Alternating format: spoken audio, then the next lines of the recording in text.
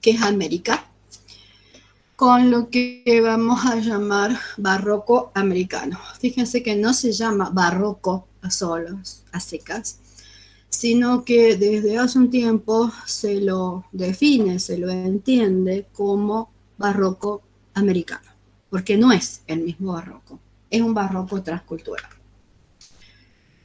Primero, el siglo XVIII transcurre de este otro lado del océano y su denominación, a partir del descubrimiento de América, de este periodo histórico en particular, puede encontrarse como colonial por su forma de gobierno, por esta dependencia de otro territorio, como virreinal, porque es el nombre que tiene después la forma de gobierno y cómo se organiza para subdividir los territorios, y en el caso mexicano como novo hispano. También tiene que ver con cómo se posiciona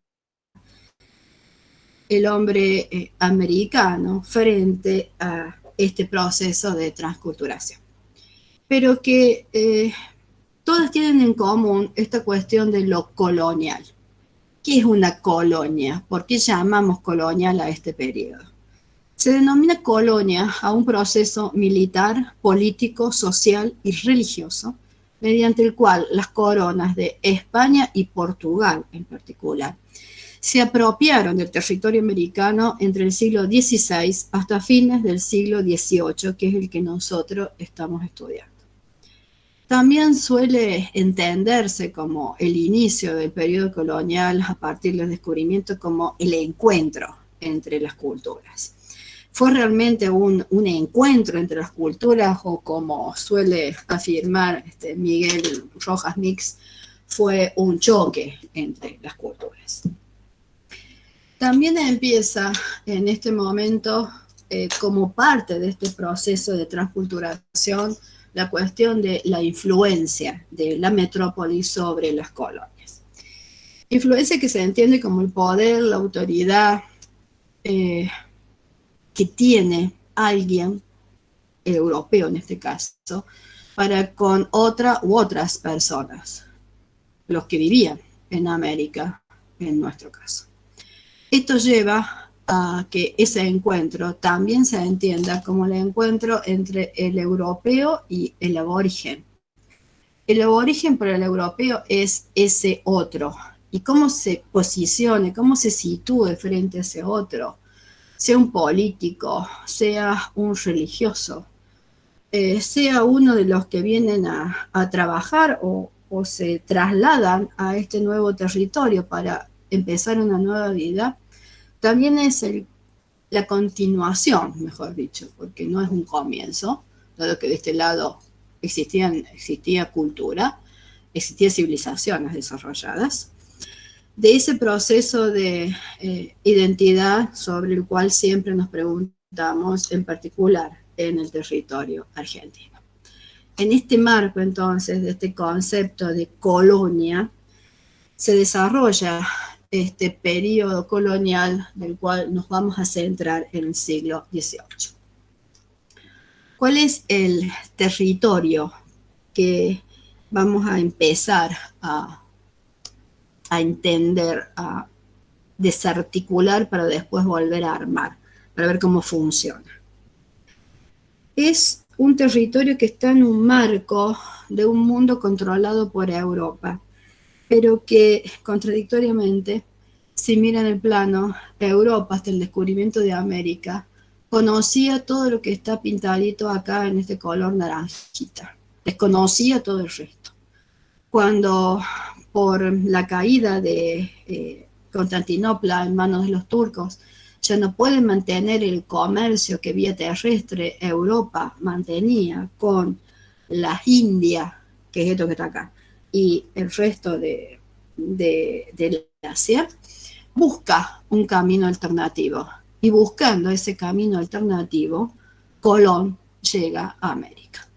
Y detrás de Colón, que llega a la América Central específicamente, después parten otros tantos descubridores y será, por ejemplo, Magallanes y Elcano el que efectivamente toquen el actual territorio argentino mientras circunnavegan el globo. Es decir, mientras empiezan a conocer el resto del territorio que Europa no dominaba. Hacia fines del siglo que nosotros estamos estudiando, Europa ya conoce todo el territorio mundial que está pintado ahora con ese otro colorcito manteca claro y sigue desconociendo los territorios que están pintados en gris.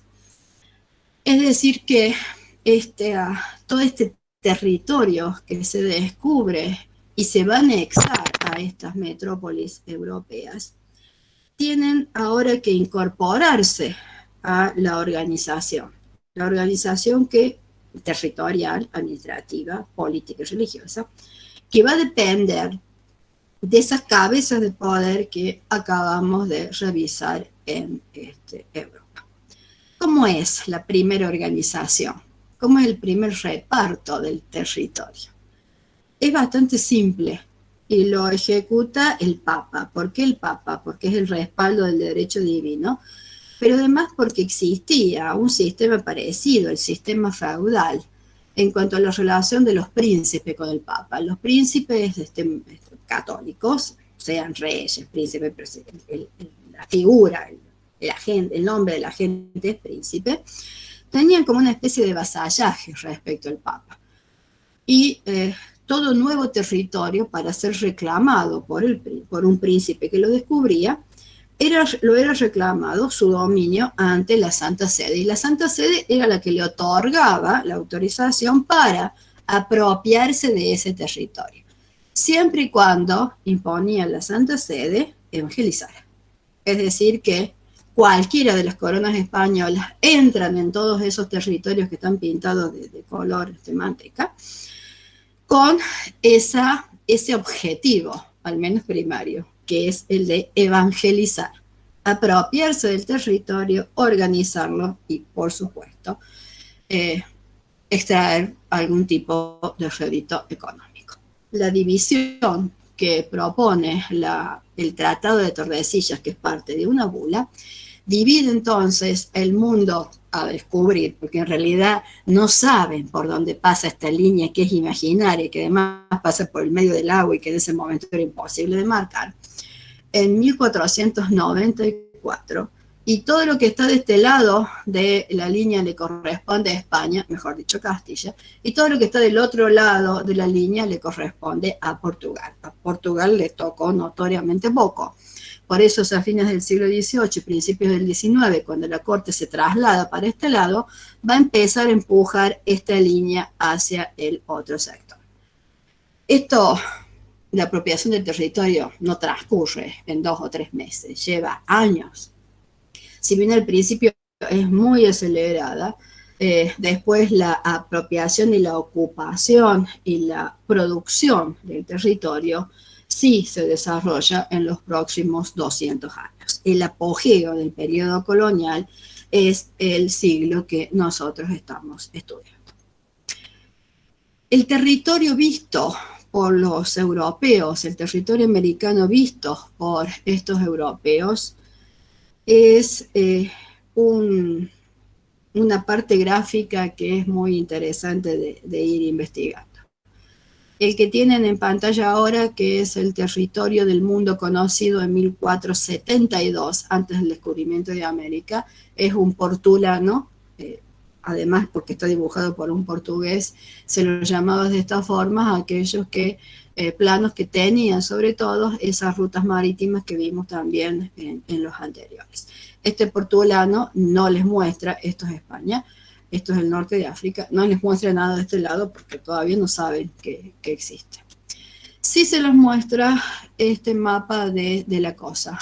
Eso que está ahí es España, y esto que tienen de este lado es al menos lo que ellos entienden en ese momento que era la costa de América, que era una masa que todavía no tenía forma y que estaba del otro lado del mar. Es más, ni siquiera saben qué hay en tierra firme porque ahí aparece la imagen de un santo. Y poco a poco esa tierra casi sin forma va tomando forma. Ya en 1529 todo el litoral, al menos para este lado, sobre el mar que más usaban como vía de acceso, está más o menos delimitado. En este mapamundi de 1579 el continente aparece entero, pero no con la forma que realmente tiene. Y en este de 1700, es decir, del siglo XVIII, ya tiene, y se denomina además mapamundi, ya está casi entero, y al menos América del Sur y Centroamérica tienen la forma que finalmente los mapas actuales les van a demostrar. Esto indica que el hombre ya ha, por lo menos, dado la vuelta a todo el continente y ha verificado las formas que tiene, y además lo ha transcrito en esta influencia de la Ilustración para tener un dominio total de ese territorio. A este territorio se van a transculturar estos inicios de la idea de nación en Europa, esa consolidación de las monarquías que tienen su sede en Europa, van a trasladar sobre los respectivos territorios coloniales la organización, siempre en relación a una posición inferior, de todos estos territorios que se van incorporando lentamente a la representación.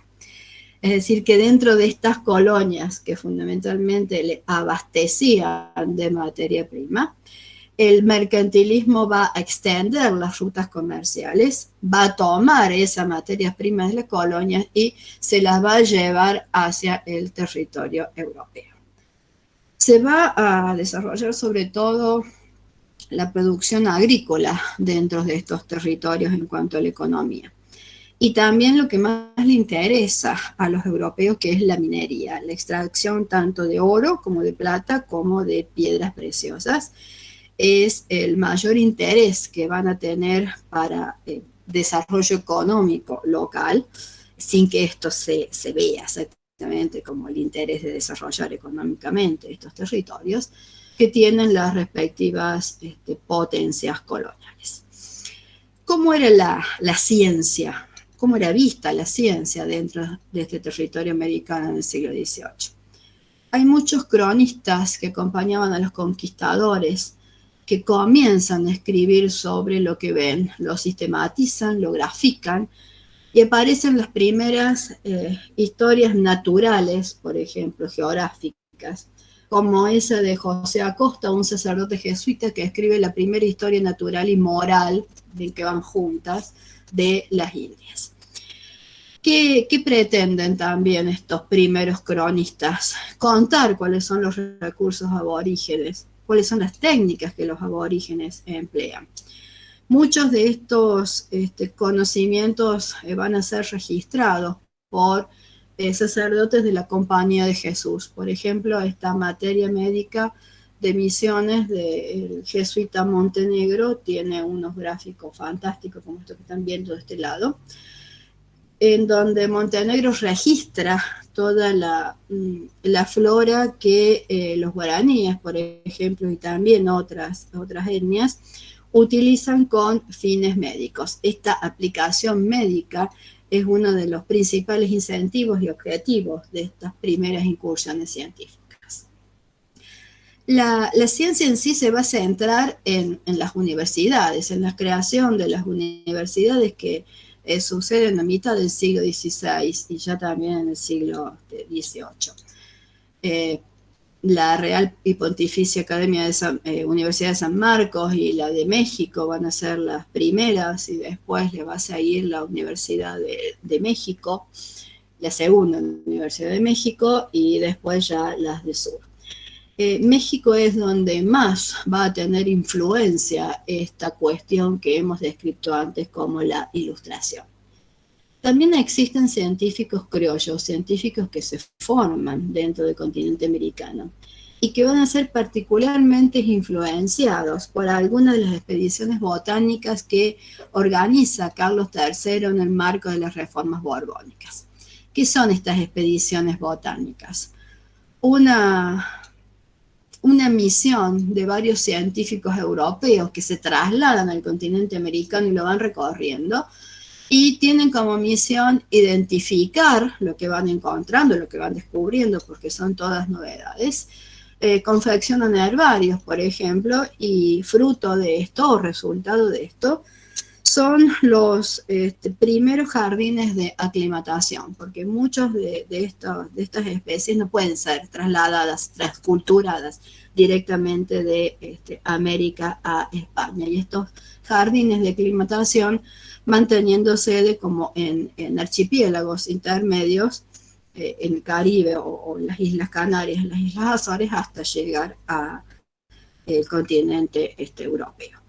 Esta cuestión de aplicar a la medicina y de registrar los procedimientos que los distintos pueblos tenían de uso de estas hierbas, va a tener su punto más alto con el descubrimiento y la aplicación de la quinoa, por ejemplo. La quinoa es la planta que sirve para curar la malaria y es procedente de Perú.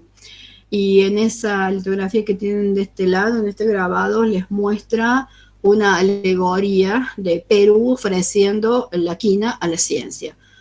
La ciencia es esta, ¿no? Y Perú es este que está abajo y le muestra, le da la planta a esto, porque así lo ve esa diferencia de nivel es la que establece la ilustración en relación a estos dos territorios y a lo que puede ofrecer y sabe cada uno de estos territorios. Entonces hay un desarrollo científico y sobre todo de la mano de la Compañía de Jesús se van a empezar a registrar tanto la geografía como la zoología y la botánica del continente americano. ¿Cómo es el arte de este lado, el arte barroco americano? Es un arte que tiene como modelo el arte que vimos del lado europeo, pero que sin embargo en ese proceso de transculturación, de acuerdo a la región que nosotros vayamos después a estudiar, vamos a encontrar esta contraparte del mestizaje. A veces la transculturación no parece tan evidente si no me fijo en el tema.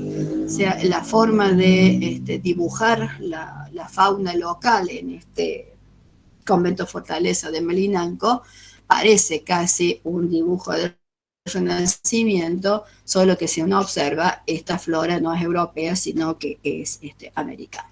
De la misma forma, cuando se trata de mostrar, cuando se compone la sociedad como un tema más bien exótico para el europeo que no conocía, estos cuadros de castas que tengo acá abajo muestran justamente eso, las castas.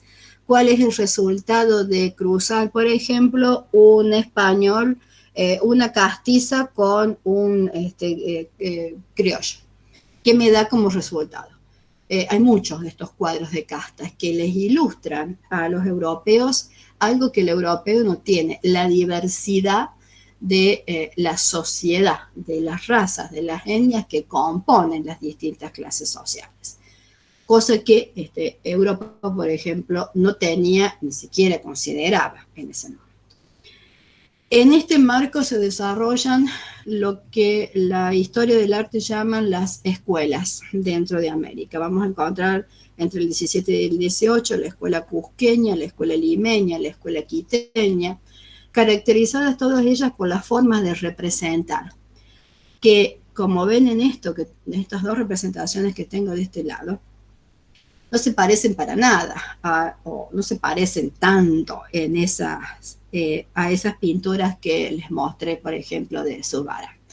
Son mucho más planas, tienen muchos menos contraste en el caso de esta virgen que puedo asociar directamente a la montaña, esa montaña que tenía un carácter sagrado para los pueblos del altiplano, y que entran en este mestizaje que más que mestizaje es un sincretismo entre las dos creencias, las creencias de el pueblo, de parte del pueblo inca con esta nueva religión católica en esta representación de la Virgen y el Niño, que muchas de estas escuelas pueden ser identificadas a través de las formas en que las flores van incorporándose al diseño del cuadro, o de este arcángel arcabucero que está vestido con una vestimenta de corte, igual que la santa era representada en el caso del cuadro de Zurbarán que vimos.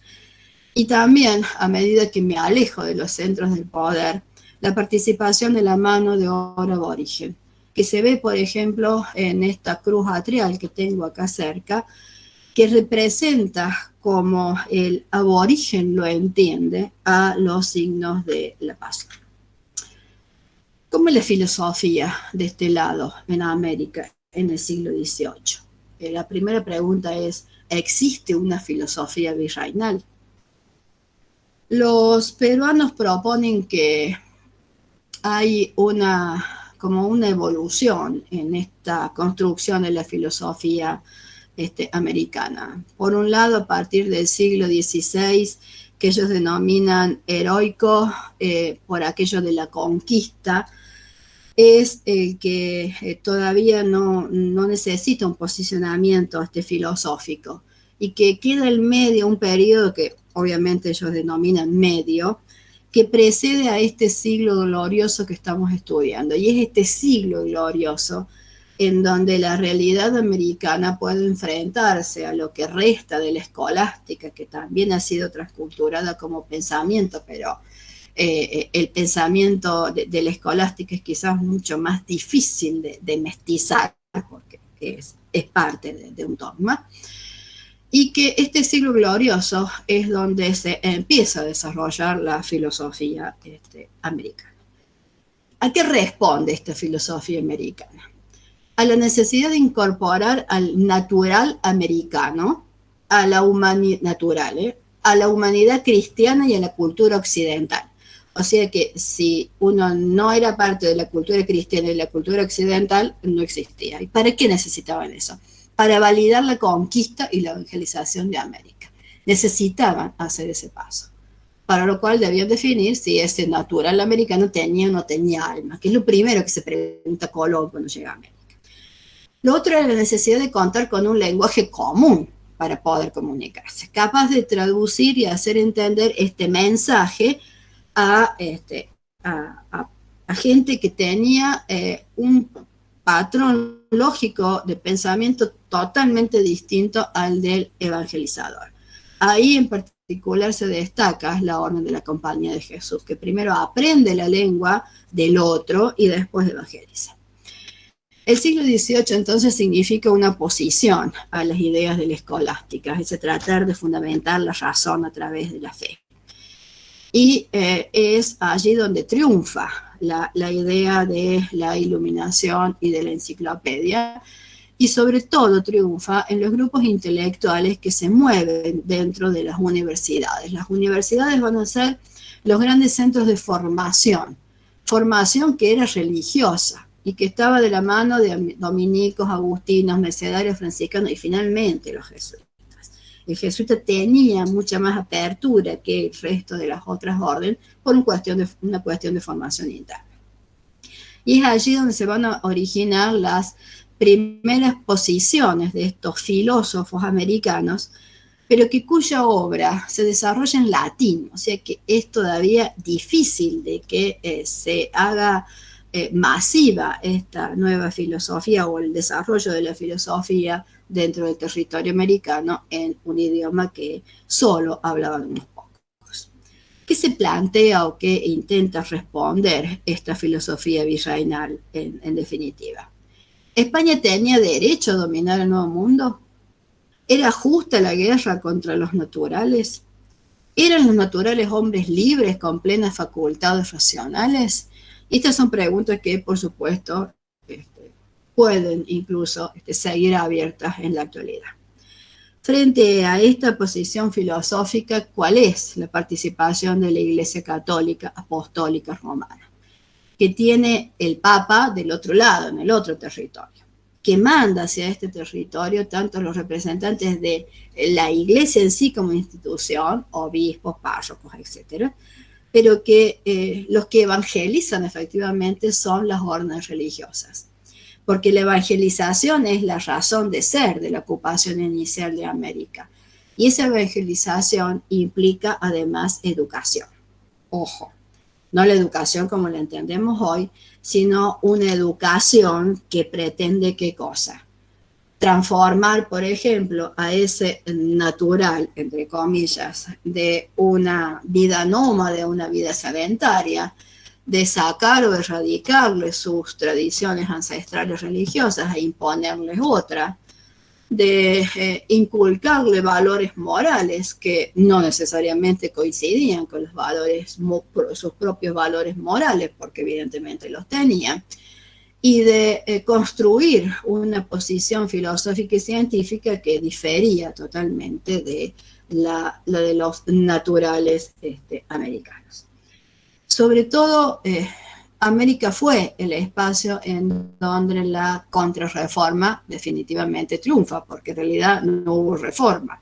Entonces, ahí donde más rápidamente avanza el proceso de evangelización. Y este proceso es seguido de cerca por esa herramienta que la Iglesia ideó para controlar que el dogma se cumpla sí o sí, que fue la Santa Inquisición.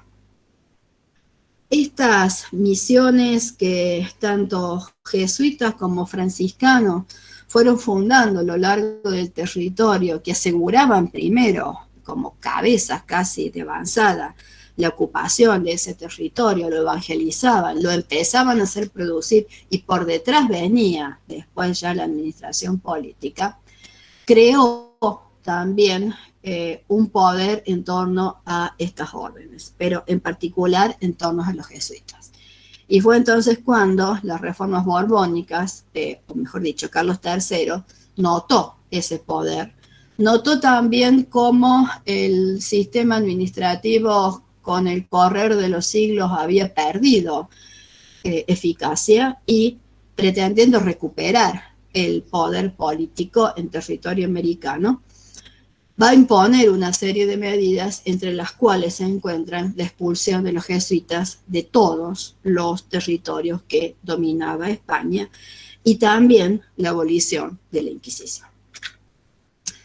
Miremos ahora cómo estas instituciones que hemos estudiado del otro lado se transculturan y generan el sistema político del periodo colonial. Lo que tienen en pantalla para empezar a superponer es el mapa de América con los principales territorios ocupados por las culturas más importantes que hemos estudiado, los incas y aztecas y mayas por allá. Estos tienen su propio control del territorio, su propio sistema político, religioso, ustedes ya esa parte lo manejan.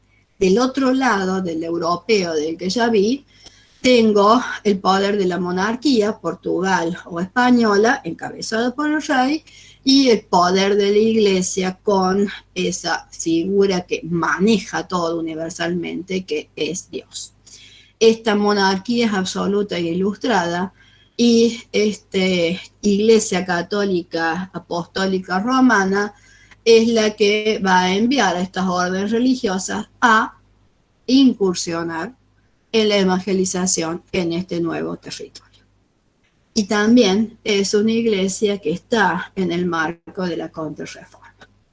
El periodo colonial basa su unidad y su homogeneidad, ¿sí?, que es lo que lo hace una sola cosa, en una política de expansión de una nación, dice también la definición.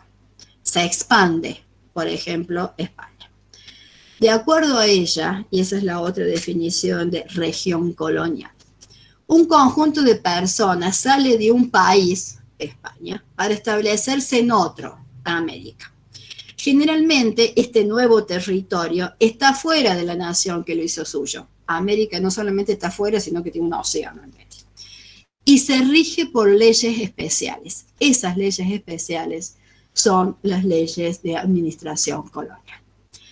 En el primer siglo, en el siglo XV, ¿qué hizo este poder que estaba en Europa para controlar esta región colonial?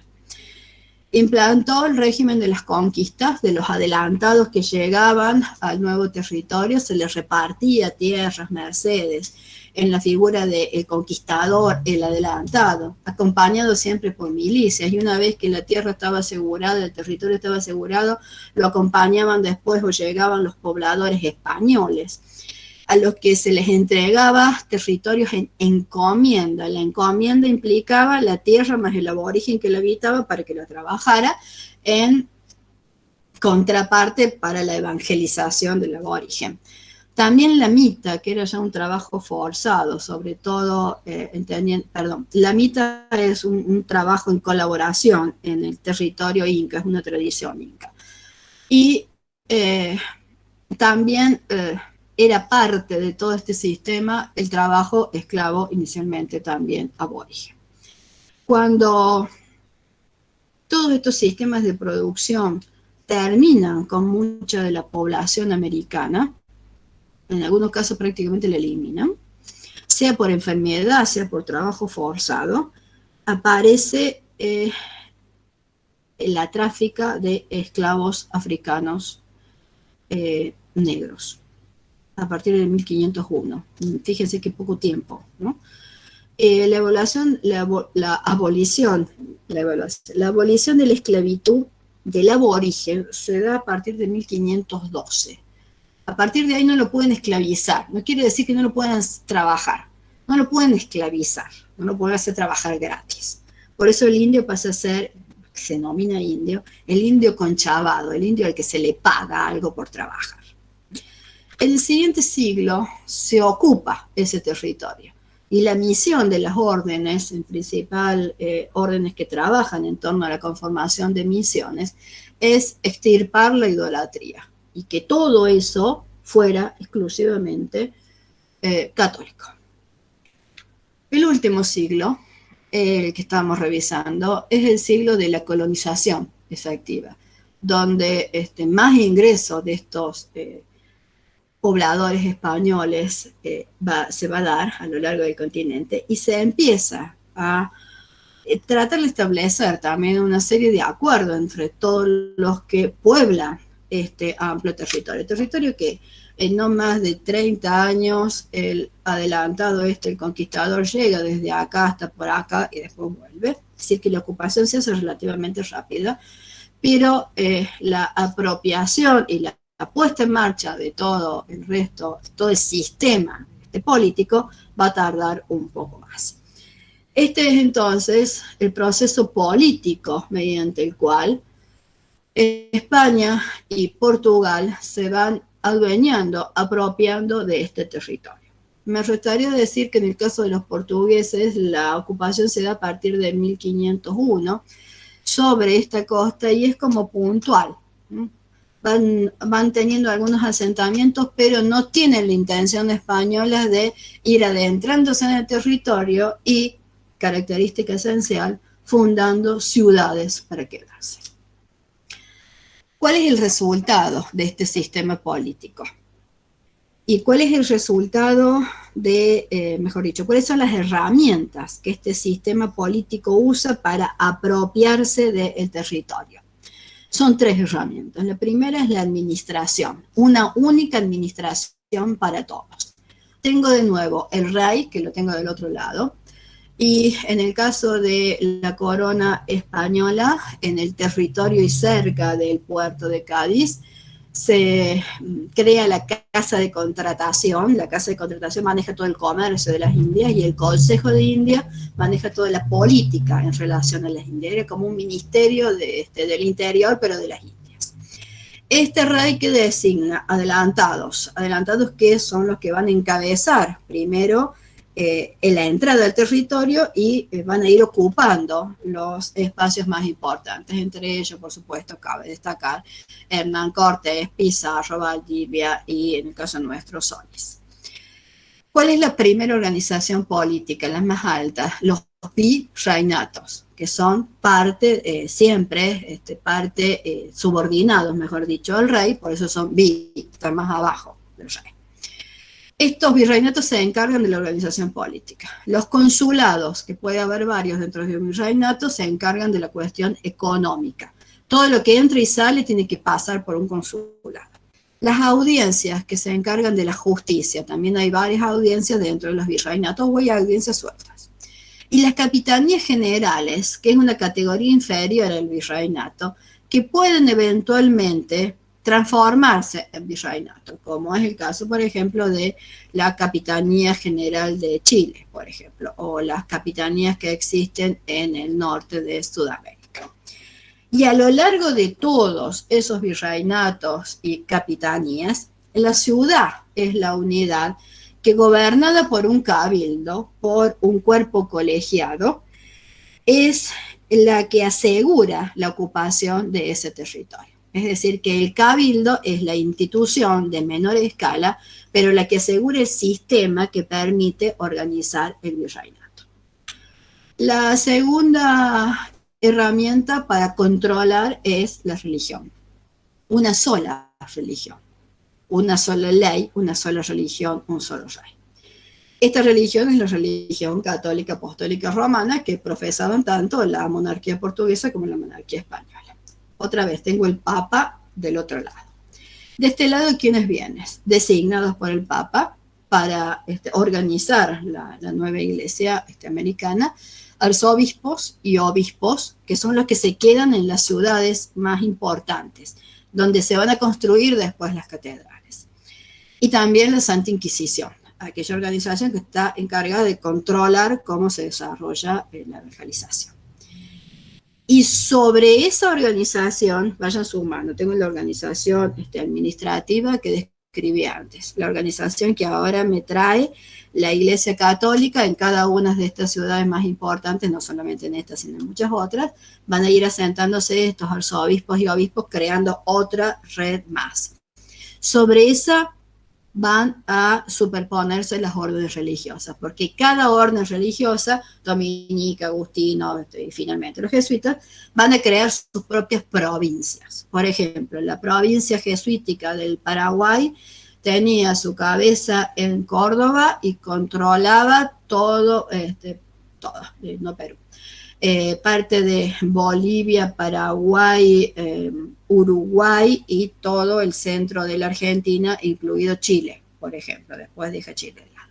Entonces, a eso le tengo que superponer las provincias de cada una de estas órdenes religiosas que generan otro sistema más encima del anterior.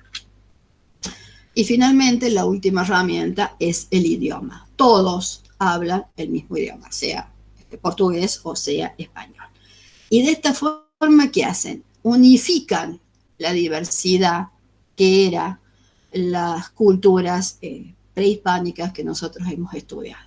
Cosa que no podían hacer en el territorio europeo. Sí lo logran mediante esta idea de sistema de unificar en el caso americano.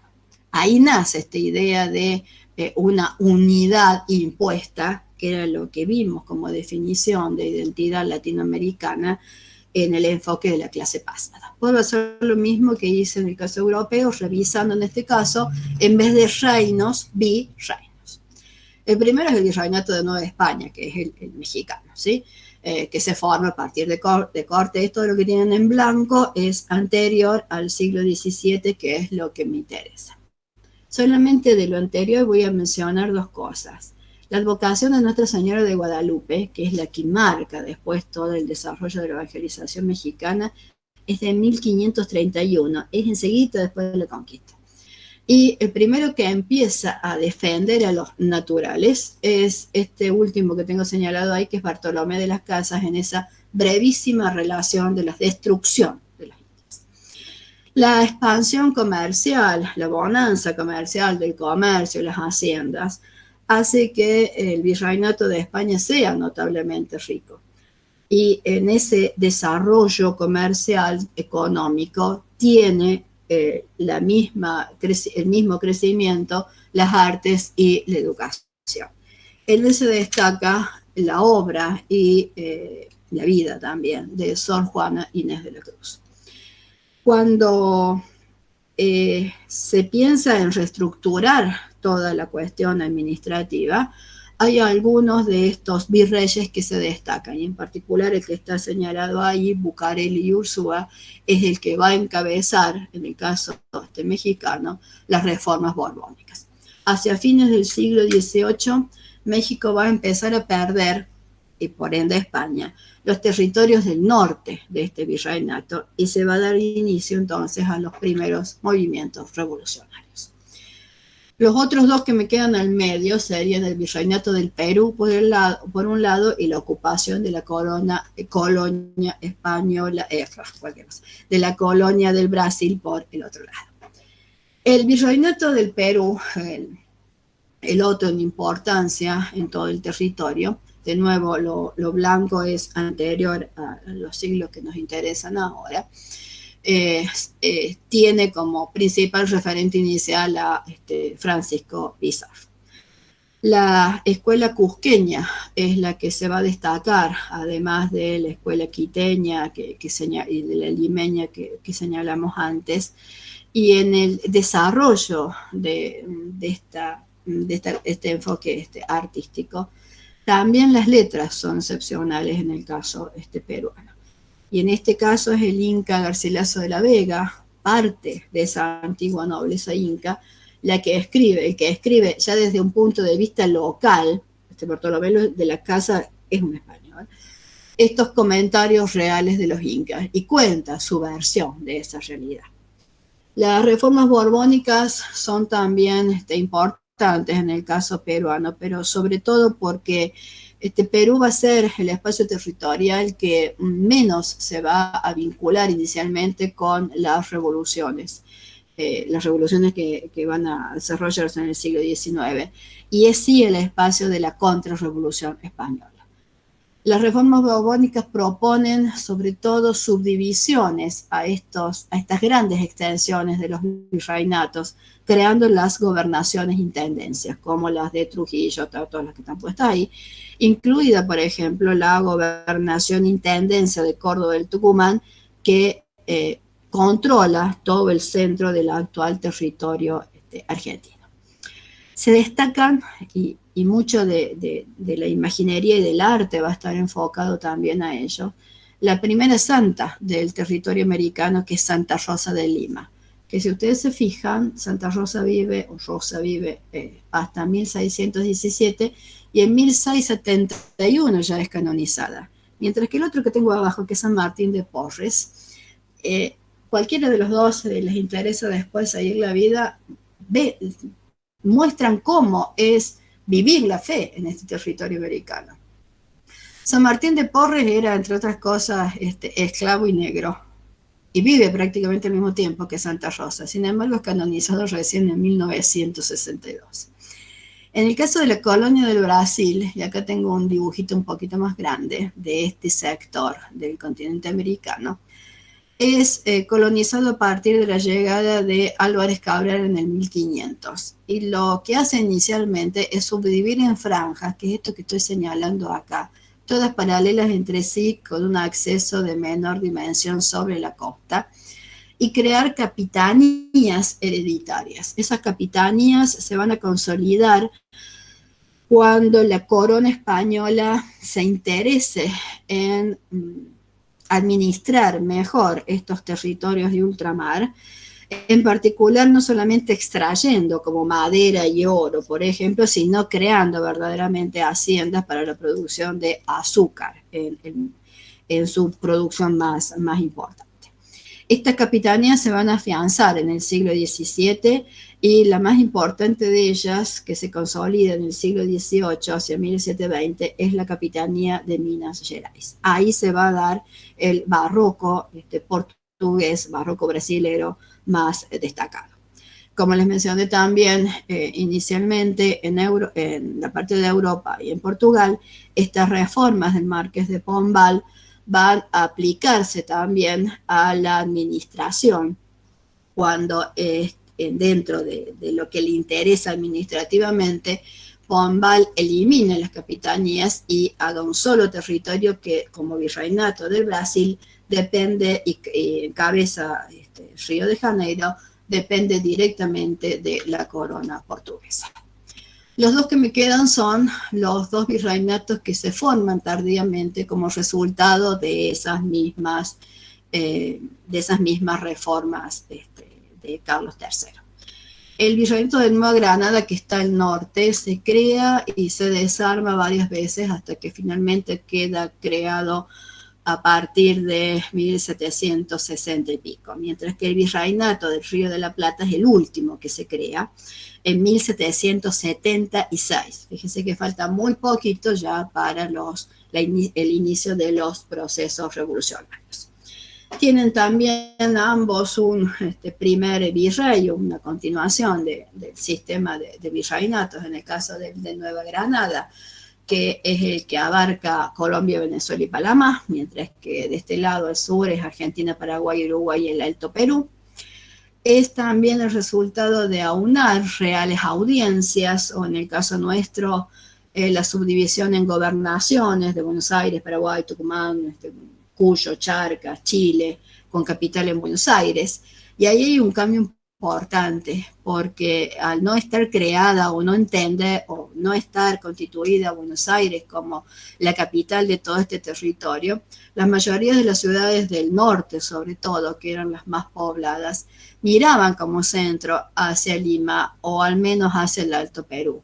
Incluso la salida por mar, más administrativamente más organizada, era del lado chileno, mientras que a partir de la creación del Virreinato del Río de la Plata se empieza a mirar hacia el puerto de Buenos Aires y hacia el otro océano. Hay un cambio de organización territorial significativa.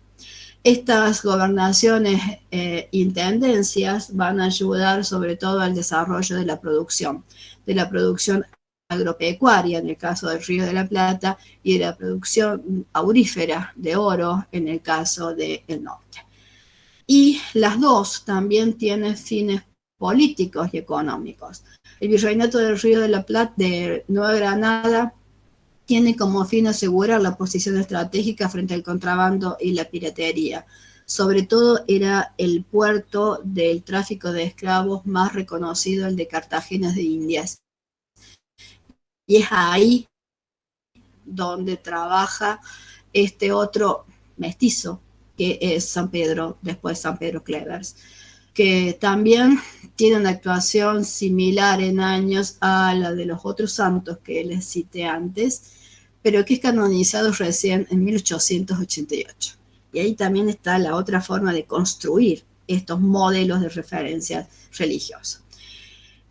Las gobernaciones e intendencias, en el caso del territorio que nosotros estamos más acostumbrados a manejar, van a tener un representante importante en la figura del Marqués de Sobremonte como primer gobernador intendente de esta intendencia de Córdoba del Tucumán.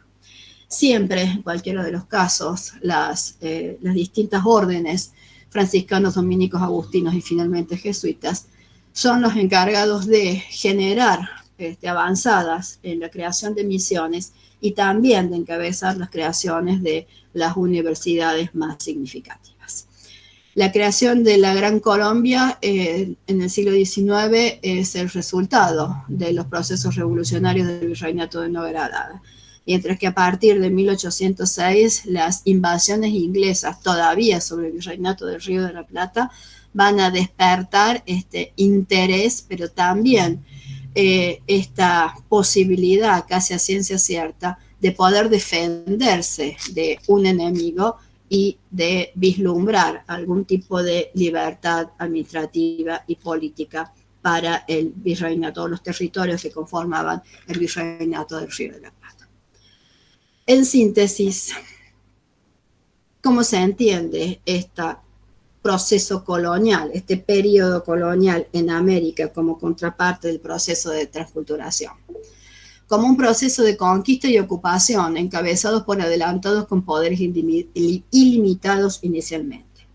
La religión católica como fundamento de la conquista, unificando el territorio como diócesis episcopales. La aplicación de un único sistema político y administrativo, ejercido por españoles o portugueses, europeos, y con asientos en virreinatos dependientes de la capital del reino metropolitano. La imposición de un idioma, el castellano o el portugués, tanto en la metrópoli como en las nuevas tierras, dando inicio a esta dilatada, compleja región cultural. El monopolio mercantilista como régimen económico, que produce una gran región económica usufructuada únicamente por España y Portugal.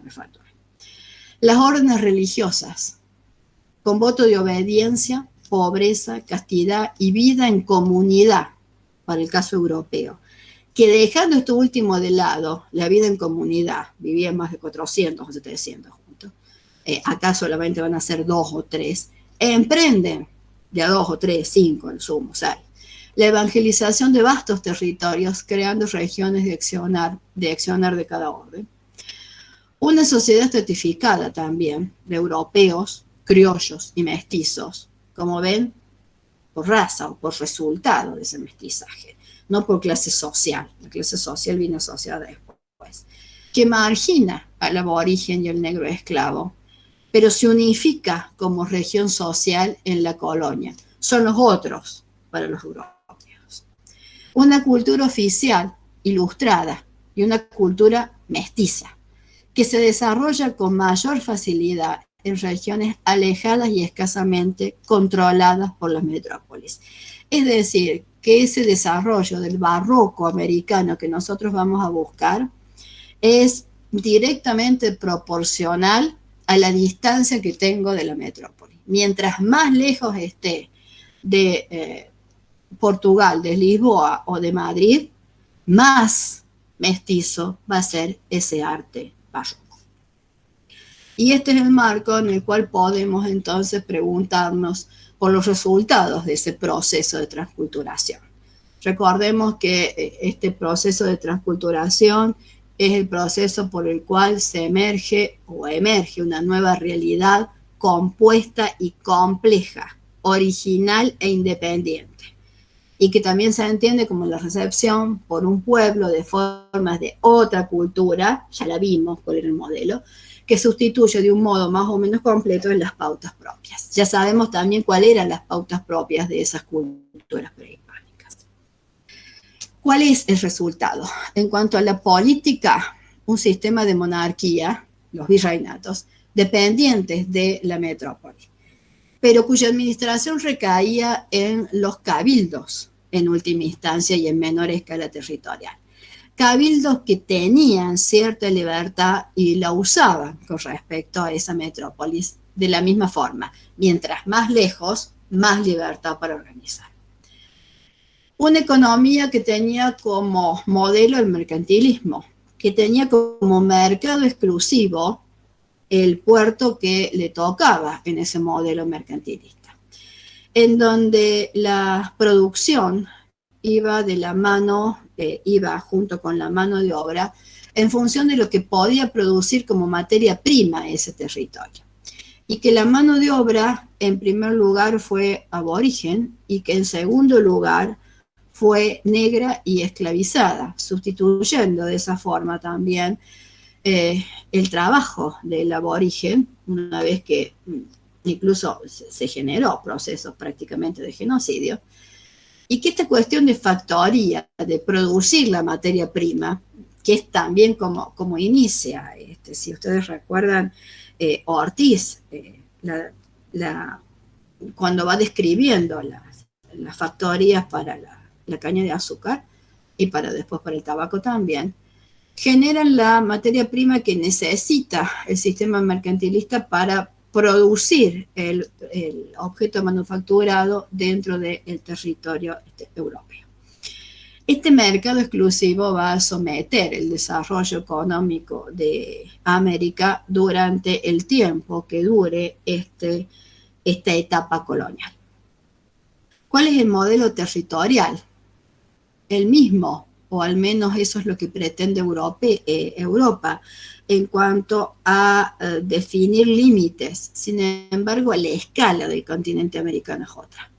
Es tan inmensa esa escala del continente americano que incluso la fundación de ciudades como un sistema no no termina de acostumbrar al europeo al control de ese territorio, cosa que el aborigen americano sí estaba acostumbrado a dominar. En este territorio que muchos llaman el laboratorio americano, se dan también utopías, o son posibles también las utopías, como por ejemplo las propias misiones jesuíticas cuando implantan un modelo de control territorial. ¿Cuál es el modelo social?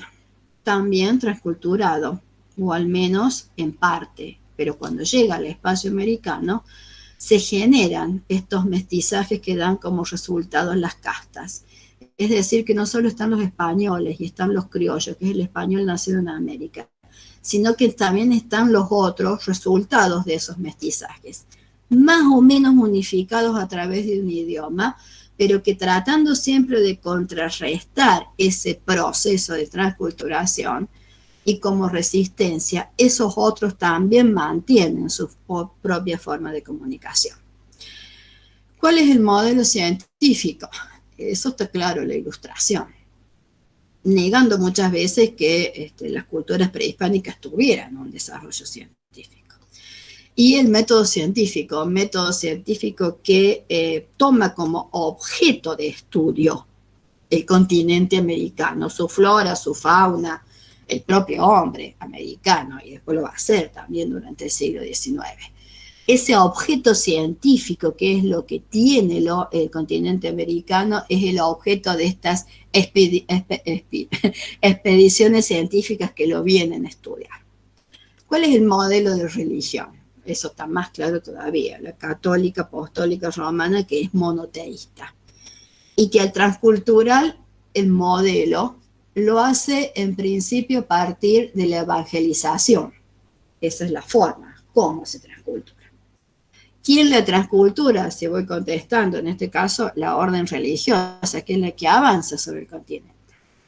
En algunos casos, y de nuevo, mientras más lejos esté del poder, voy a poder observar esa cuestión del sincretismo. Porque la forma de evangelizar también estas misiones era, y de estas órdenes, de algunas de ellas, no de todas, era entender a veces cómo pensaba, cómo creía el otro, para tratar de convencerlo, persuadirlo de que lo que le ofrecía era mejor. Y se parecía, en algunos casos, a la creencia original. ¿Cómo era el modelo filosófico? De nuevo la Ilustración. Pero acá va a ser usado para validar la conquista. Y va a tener como objeto, de nuevo de estudio, al natural americano. Sus derechos o no, su forma de pensar o no, la forma de incorporarlo o no. Nunca el negro esclavo, solo el natural americano. Porque era parte de ese territorio que el Papa les había concedido. El negro esclavizado viene después. Y finalmente, ¿cuál es el modelo en el arte? Ese modelo barroco de convencer. Y acá más que nunca esta cuestión de la escenografía va a ser importante, porque en esos marcos escenográficos es donde se da la evangelización, es donde se da el avance de la administración, y tienen que demostrar que ese modelo es mejor. Y también la interpretación de esa escenografía por parte del natural americano, del criollo, del mestizo, o del resultado de la cruza de todas las otras etnias con este europeo. Esa interpretación es también parte del arte americano, quizás la parte más importante, la que le da su verdadera identidad. Y puedo seguir con las otras preguntas. ¿Cómo se transcultura? Se transcultura a través de un control y un dominio político por parte de las coronas europeas. También por el mismo control y dominio religioso, social y económico, implantando una nueva administración, una nueva religión y un nuevo idioma, pero siempre uno. Una administración, una religión, un idioma. ¿Quién es el que entra en transcultura?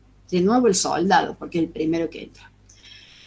La orden religiosa, que es la que le sigue. El funcionario, que es el que organiza. El aborigen, el negro y finalmente el criollo, porque son los destinatarios del proceso de transculturación y son los que le terminan de dar forma al resultado de esa transculturación. ¿Y por qué se transcultura?